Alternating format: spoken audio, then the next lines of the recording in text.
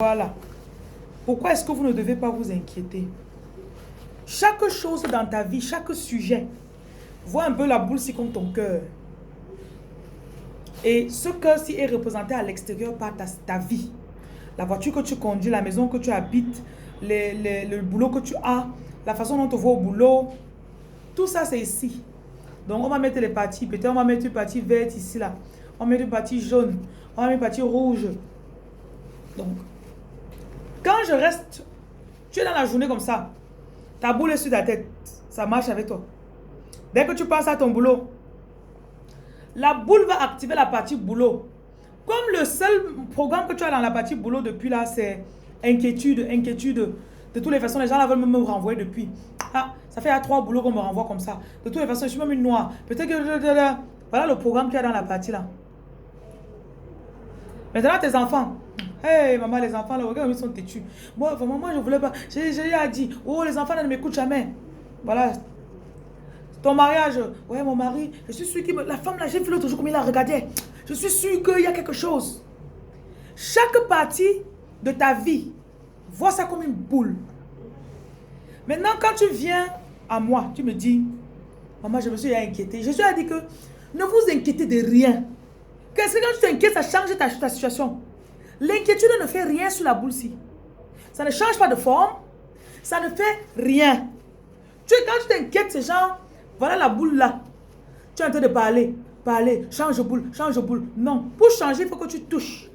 Tu tires, tu fais quelque chose de la boule.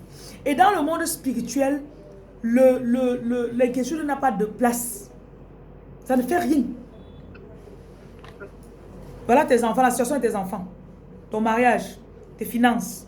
Donc, tout ce qui est dans ta tête comme inquiétude ou bien concern, c'est-à-dire quand je pense à ça, je pense quoi? Quand je pense à mes cheveux, quand je pense à mon visage, quand je pense à mes habits, quand je pense à mon ventre, chaque coin de ton corps et de ta vie est sur la boule-ci. Quand j'ai commencé à te parler de que ne t'inquiète pas, j'ai souri. Parce qu'à ce moment-là, c'est vrai que tu parlais, tu étais sérieuse. Le Saint-Esprit a commencé à me dire que l'inquiétude et la non-inquiétude, c'est comme la deux. C'est like, you know, je suis inquiète, je ne suis plus.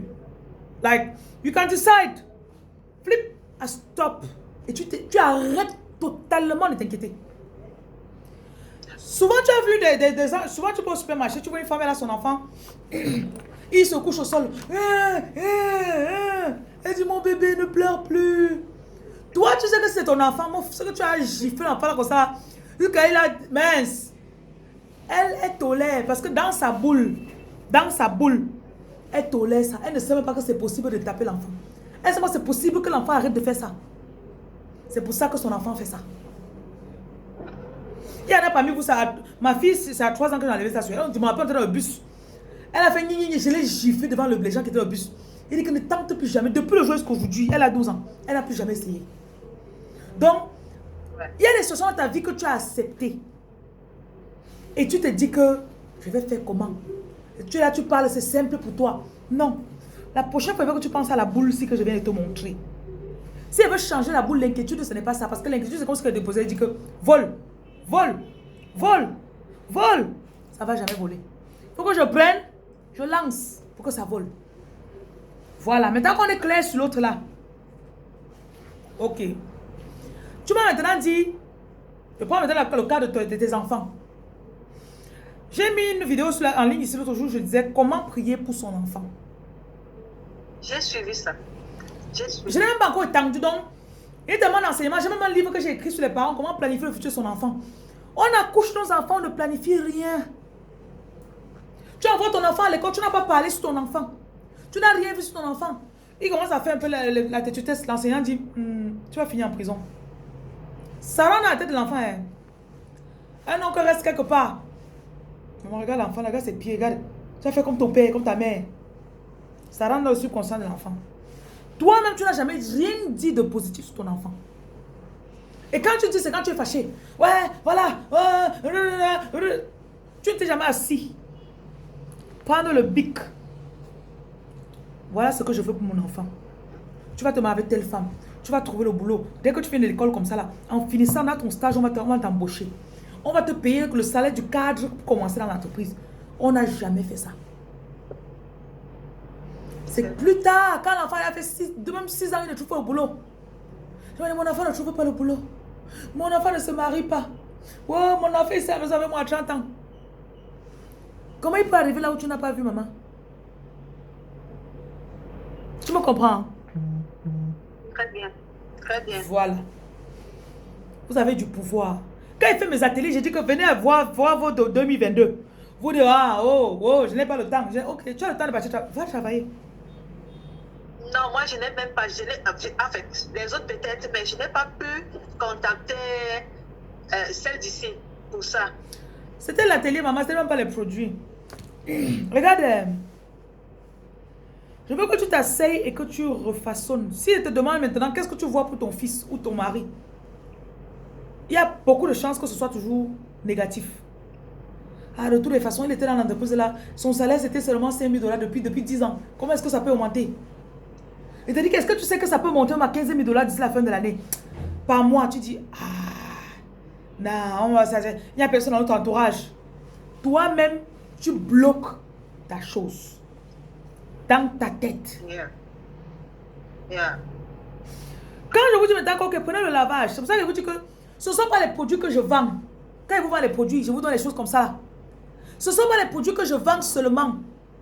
Tu dois mettre ta vision, ta foi, la persistance, la discipline.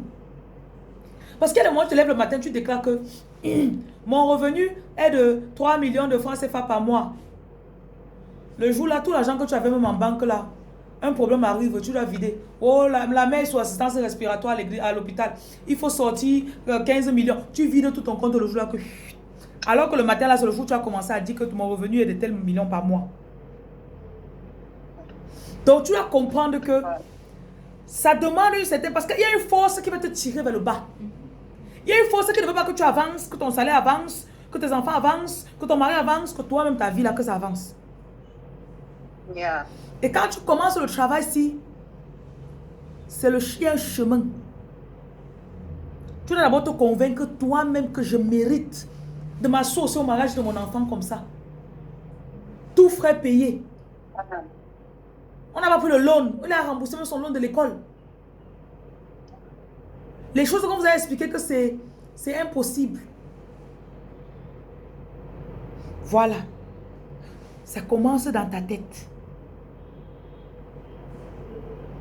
Donc pour ceux qui sont en train de m'écouter ici là, je vous remercie. Je vous remercie d'avoir regardé. Maintenant je vais continuer ma consultation. Je sais que souvent quand j'ai des choses comme ça là, chaque situation de votre vie.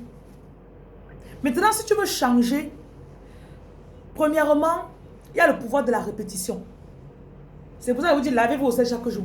Lisez, faites le don chaque jour. Faites ceci chaque jour.